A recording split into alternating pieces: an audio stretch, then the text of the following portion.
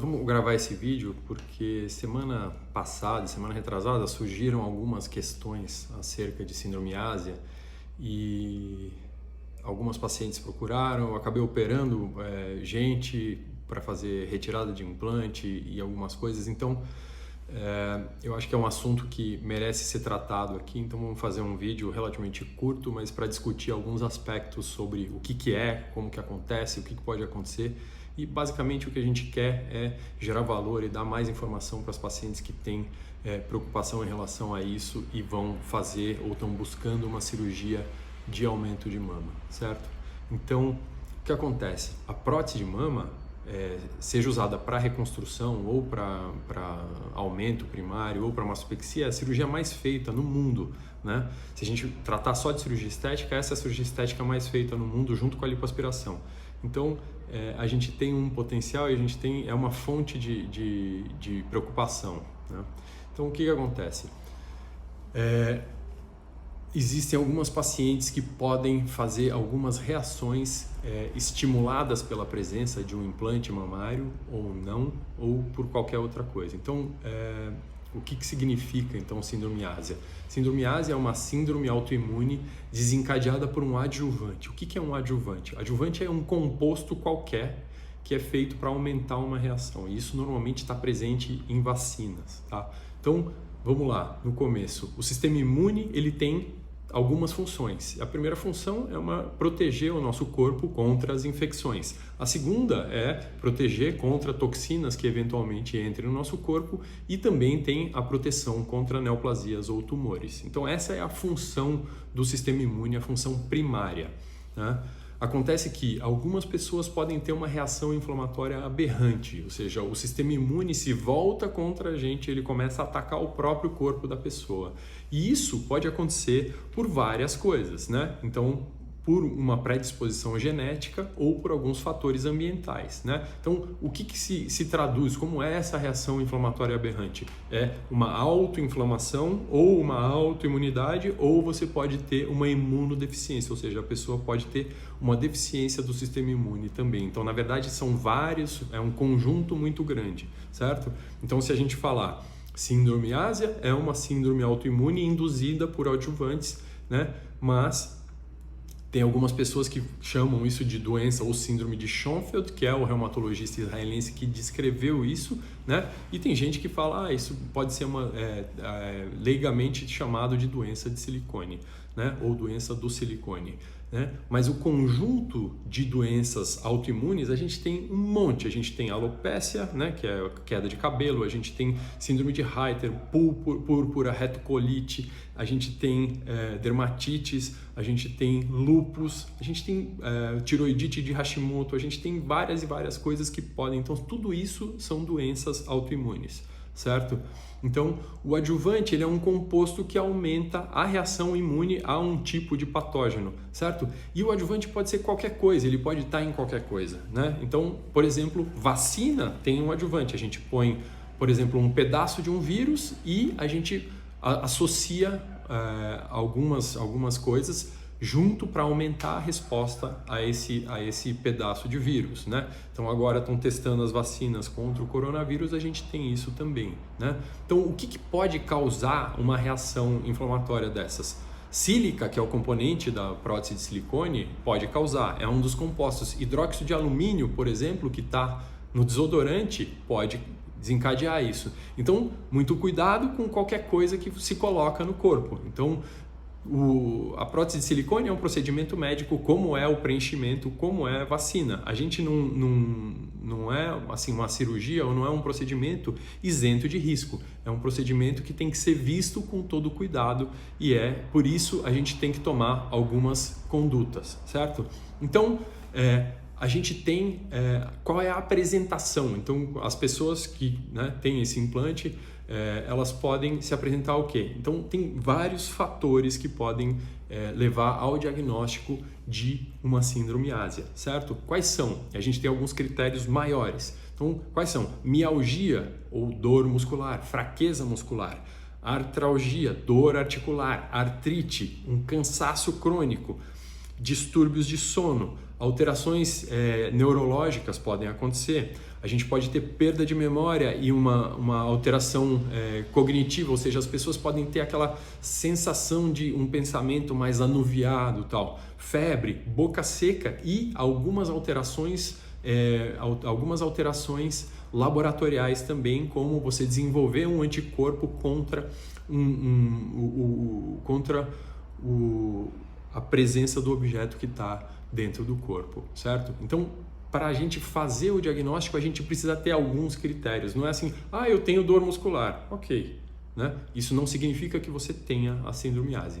E esse diagnóstico, ele não é fácil de ser feito. Esse diagnóstico, ele tem que ser feito por um reumatologista, ou por um imunologista, ou por um cirurgião plástico que seja afeito a esse tipo de tratamento, ok?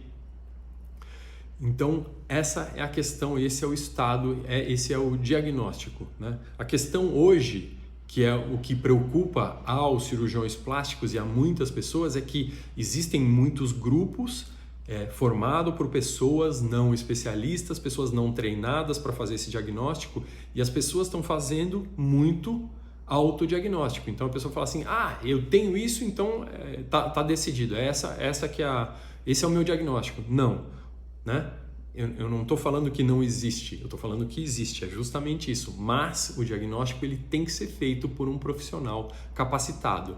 Então, quando a gente tem muito auê por causa de uma coisa, a gente abre o campo para ser explorado pelo mal profissional. Então tem muita gente que fala, eu sou especialista em explante, eu sou especialista no tratamento de sindromiase. Isso não existe, né? Não existe nenhuma especialidade em fazer isso. Essa é uma cirurgia do campo da cirurgia plástica, certo? Então, quando a gente recebe uma paciente para fazer uma prótese de mama, a gente tem basicamente 3 grupos, certo? Então, a gente tem um grupo, que é o grupo maior, longe, de pacientes normais que não vão desenvolver absolutamente nada, tá? A gente tem pacientes suscetíveis, que são pacientes que têm ou uma história familiar muito, muito forte, ou pacientes que já têm um risco aumentado. Essas pacientes elas têm que ser aconselhadas no pré-operatório, então falar que pode acontecer, certo? Então essa decisão é uma decisão conjunta. E a gente tem um terceiro grupo, que são aquelas pacientes que já têm alguma doença autoimune e elas vão colocar a prótese de silicone por qualquer motivo. Essas pacientes também têm que ser aconselhadas e elas têm que ter cientes que pode acontecer uma piora da doença autoimune delas. Então, eventualmente, você aumenta a dose e tem gente que realmente não deveria colocar prótese de silicone, certo? Quando a gente vai para a literatura, o que a gente vê? Que os implantes, eles são extensamente estudados desde a década de 60 e que são devices, são produtos muito seguros, certo? Mas a gente tem um indício de que algumas patologias autoimunes podem ser relacionadas ao implante, certo? E isso não quer dizer que exista um negacionismo por parte dos cirurgiões plásticos nem nada. O que existe é um estudo contínuo para a gente descobrir e tá todo mundo aprendendo junto, certo? Então a gente vai trabalhar com a melhor evidência que a gente tem. Então o papel do cirurgião plástico hoje quando eu recebo uma paciente, eu preciso orientar ela no pré-operatório e falar, pode acontecer. E aí eu tenho que também fazer um screening e conversar com a paciente e ver se ela tem fatores de risco, porque essas pacientes, elas devem ser primeiro aconselhadas e depois seguidas, certo? Então, quando eu faço o segmento, eu diminuo a chance, não da ocorrência, mas eu consigo fazer o diagnóstico muito mais precocemente, né?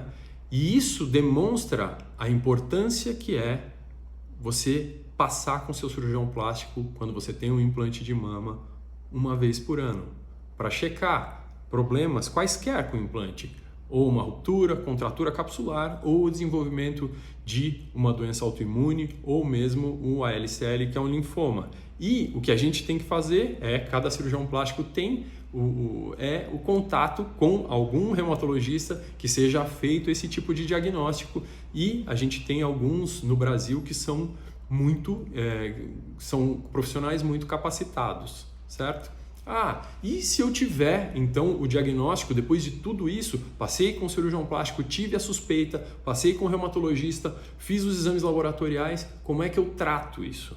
Certo? Então, o tratamento chama-se explante. Explante nada mais é do que a remoção ou a retirada dos implantes. E isso, normalmente, é feito a retirada do implante e da cápsula que recobre esse implante, que é uma resposta do corpo à presença de um corpo estranho, que é o implante de silicone, ok? E aí existem dois jeitos de fazer a remoção dessa cápsula. A gente pode fazer um explante em bloco, certo? Então, como é feito isso? Você retira o conjunto prótese de silicone e a cápsula, ou você pode abrir a cápsula, fazer a retirada do implante e depois fazer a retirada da cápsula. Né? Qual é a diferença de fazer um ou outro? Quando eu faço um explante em bloco, eu preciso de uma via de acesso, de um corte muito maior para fazer a retirada. Né? Quando eu estou tratando de um tumor, uma doença maligna, que pode vazar, então se eu tiver um linfoma em volta, né, no líquido que contém, que está contido dentro da cápsula, eu não posso abrir essa cápsula e esvaziar o líquido. O que eu tenho que fazer é tirar todo esse conjunto. Quando eu estou fazendo uma retirada para tratar uma síndrome ásia, eu posso sim, para poupar a paciente de uma cicatriz maior, fazer a abertura dessa cápsula, a retirada do implante e depois retirar toda a cápsula, desde que eu retire a cápsula inteira, certo? Por quê? Porque não existe nenhum implante hoje, ainda hoje, não existe nenhum implante que não tenha um vazamento de pequenas gotículas de silicone. E essas gotículas, elas ficam retidas na cápsula. Então, quando a gente tira o implante, a gente tira a cápsula, a gente tem uma redução muito grande da quantidade de silicone que eu tenho no corpo, ok? E aí, eu tenho que fazer alguma coisa com essa mama que estava aumentada. O que eu posso fazer com a mama que estava aumentada e eu retirei esse volume? Se a paciente tiver um implante pequeno e quase não tiver sobra de pele, eu posso fazer o explante simples. Então, só faço a remoção e deixo a mama menor. Quando o implante é muito grande ou quando a paciente tem muita queda da mama ou muita sobra de pele, eu posso fazer uma mastopexia, que é uma plástica de mama, e fazer uma redução, um levantamento dessa mama. E aí eu tenho cicatrizes diferentes relacionadas à mastopexia. A gente tem vídeos e podcasts gravados sobre esse assunto, certo? Para quem quiser se informar. E a gente pode também fazer uma lipoaspiração e injetar gordura para aumentar essa mama. Óbvio que o resultado não é igual ao de um implante de silicone, mas eu tenho uma mama com um formato bacana, né? E com um pouco mais de volume do que eu tinha quando eu faço os enxertos de gordura, tá? E para pacientes que estão fazendo uma reconstrução mamária, aí normalmente a gente pode também usar o próprio tecido da paciente, seja da barriga ou seja das costas, e a gente roda essa pele para dentro da mama para fazer um aumento, e aí é como se eu estivesse fazendo um aumento com uma prótese da própria paciente, ok? Esses são os jeitos que eu tenho para tratar, mas isso não é não é um aumento igual, não é uma prótese de silicone igual. Então, na verdade, o que eu estou fazendo é simplesmente dando um pouco de volume com os próprios tecidos da paciente. Isso tem vantagens, ou seja, eu não preciso trocar mais, mas eu tenho desvantagens, que eu não tenho tanta projeção e a consistência ela não é firme como a de um implante de mama. Então, as pacientes elas não têm aquela consistência que algumas pacientes desejam, que é uma consistência um pouco aumentada, ok? E aí, quando eu faço a retirada, eu tenho um segmento normal, né? Quando esses implantes estão atrás do músculo é um pouco mais difícil de tirar, quando os implantes estão na frente do músculo é um pouco mais fácil. Nada que um cirurgião plástico qualificado não possa fazer, certo? E aí, no segmento, o que a gente vê? A gente vê que quando a paciente tem realmente uma síndrome autoimune que foi desencadeada pelo implante, a gente tem a melhora dos sintomas,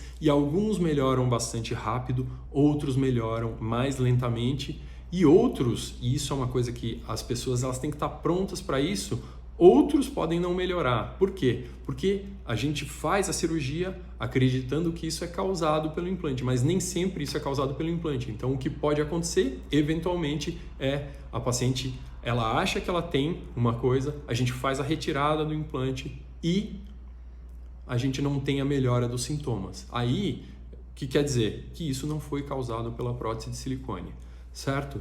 Então, resumindo, pode existir, é uma coisa verdadeira. Então, para quem vai fazer uma cirurgia de aumento de mama, informe-se e tenham responsabilidade, procurem um profissional qualificado que possa te orientar, que possa conduzir o seu caso da melhor maneira possível. E se você conhece alguém que tem esses sintomas, também façam a mesma coisa, encaminhem para profissionais qualificados que tenham toda a condição de fazer esse tratamento, ok? Eu acho que era isso, é um vídeo relativamente curto. Se vocês tiverem dúvidas, vocês podem me mandar via direct ou por e-mail, não tem nenhum problema, eu estou à disposição para ajudar quem precisar, ok?